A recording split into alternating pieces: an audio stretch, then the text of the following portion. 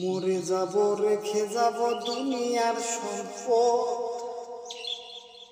সেই সম্পত্তি ডেকে আনবে আপদ আর বিপদ। আমি মরে যাব রেখে যাব দুনিয়ার সম্পদ, সেই সম্পত্তি ডেকে আনবে আপদ আর বিপদ। সম্পদ ভাগের জন্য, সম্পদ ভাগের জন্য মন মালিন্য, ঝগড়া সূত্রপাত।